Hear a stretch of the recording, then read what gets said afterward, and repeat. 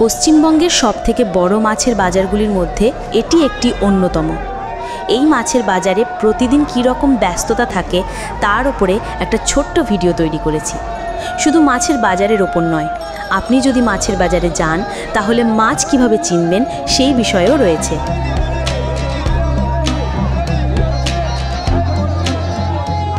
এখন ইলিশ মাছের মরশুম। আপনি যেদিকেই তাকাবেন শুধু ইলিশ মাছ চোখে পড়বে। এই বাজার থেকে আপনি যদি মনে করেন মাছ কিনবেন, তাহলে আপনি কিনতে পারবেন না, কারণ এখানে খুচরো বিক্রি হয় না।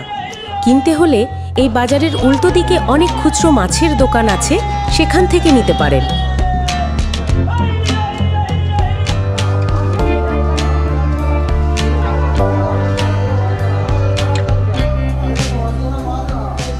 তাহলে শুরু করি।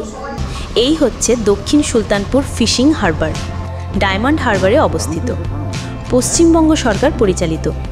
সমুদ্র থেকে মাছ শিকার করে এখানেই প্রথম নামানো হয়, তারপরই ডায়মন্ড হারবারের মাছের বাজারে নিয়ে যাওয়া হয় নিলামের জন্য।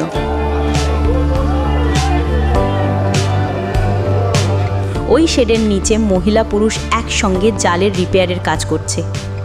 সমুদ্রে মাছ শিকার করার সময় এই জালগুলো বিভিন্ন সময় বিভিন্নভাবে ছিঁড়ে যায়। সেই ছিঁড়ে যাওয়া জালগুলোকে হাতে রিপেয়ার করা হচ্ছে।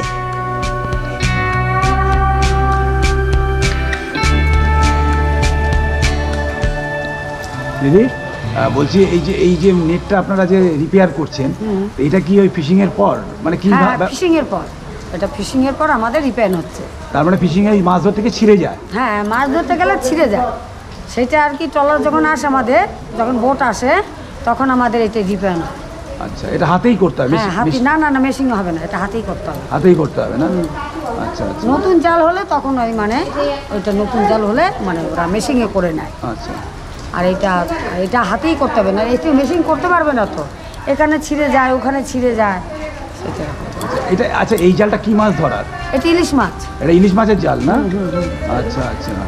আপনি দুপুরবেলা আসলে 10টার সময় আসলে দেখতে পাচ্ছেন কত মাছ। তাই না? 10টায় আসলেই পাওয়া যাবে না ইলিশ মাছ? না, সবসময় পাওয়া যায় না, এরা ফিশিং করতে আসে, বোট আসে। চলুন এবার আমরা দেখি বাজারে গিয়ে কি করে আমরা মাছ চিনব। 1150 টাকা। 1150 টাকা করে কিলো। এগুলো এক্সপোর্ট হয়, এগুলো লোকাল বাজারে দেখতে পাওয়া যায়। আচ্ছা। এগুলো হচ্ছে গিয়ে ফ্রেশ মাছ। আচ্ছা। এক্সপোর্ট হয়, যেগুলো বাইরে বিদেশে চলে। আচ্ছা, এবার তুমি আমাদেরকে একটু দেখাও না যে এই মাছটা যে ফ্রেশ, এই মাছটা ওজন কত হবে? এটা ওজন হবে 500 গ্রাম ওজন হবে।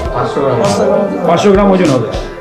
ফ্রেশ মাছ বলতে গেলে কন্ট্রির মাছ দেখতে গেলে কানটিপে দেখতে হবে। আর কানটিপ না? আচ্ছা, টিপে কানটিপে যদি এই লালাটা বাড়ায়, এই লালাটা সাদা লালা যদি বাড়ায় তাহলে জানেন ফ্রেশ মাছ, একদম অরিজিনাল। আচ্ছা, আর সাদা লালাটা বেরোবে ফ্রেশ মাছ। যদি লাল হয়ে জল দিয়ে গড়ি যায় তাহলে জানেন সে মাছ খারাপ হয়ে গেছে। আচ্ছা আচ্ছা। তাতে সেটা কাজে ভাজলে গন্ধ পাবে।